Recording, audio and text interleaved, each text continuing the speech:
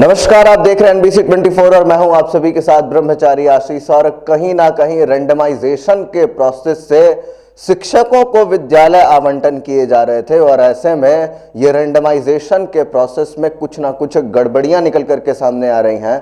दरअसल जो गड़बड़ियां निकल करके सामने आ रही हैं वो क्या कुछ हैं, जानिए। बीपीएससी शिक्षकों की पोस्टिंग के लिए रेंडमाइजेशन का सहारा ले रहा है।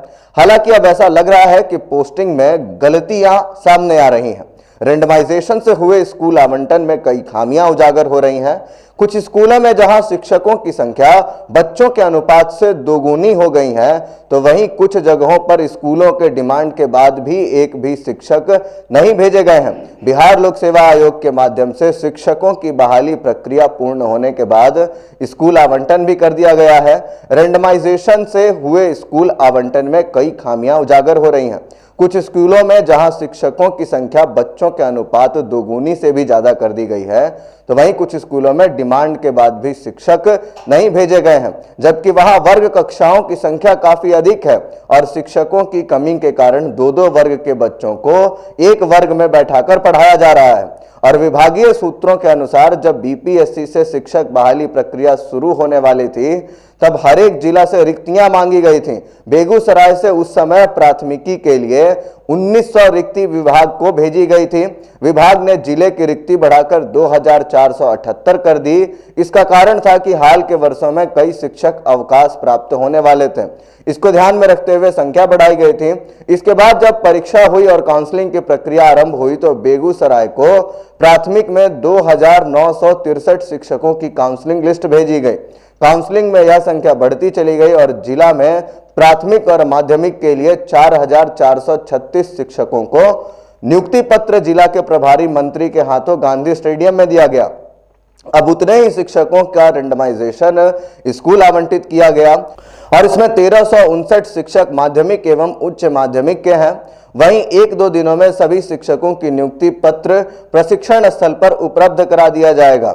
उसके बाद उन्हें अपने विद्यालय में योगदान करना है।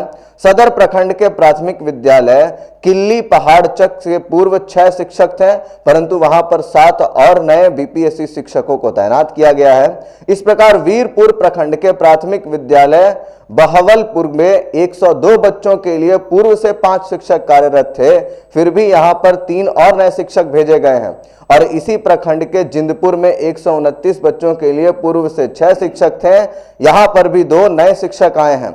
फिर उसी के साथ साथ नव सृजित प्राथमिक विद्यालय बढ़हारा लंका टोल में 103 बच्चों के लिए पूर्व से 6 शिक्षक थे और यहां पर 3 नए शिक्षक भेजे गए हैं। और वही मध्य विद्यालय बिहटा के प्रधानाध्यापक रंजन कुमार द्वारा शिक्षकों की कमी को देखते हुए लगातार विभाग से शिक्षकों की मांग की जा रही है। इसके लिए हेडमास्टर ने जिले से लेकर अपर मुख्य सचिव तक को ईमेल भेजा था, परंतु उसके बाद भी यहां पर एक भी शिक्षक नहीं भेजे गए हैं।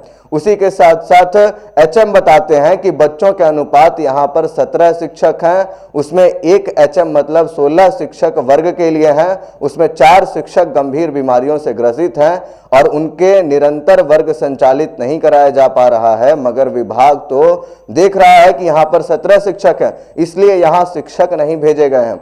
तो कहीं ना कहीं जहां पर शिक्षकों की संख्या की कमी थी, वहां पर शिक्षकों की नियुक्ति नहीं हो पाई है।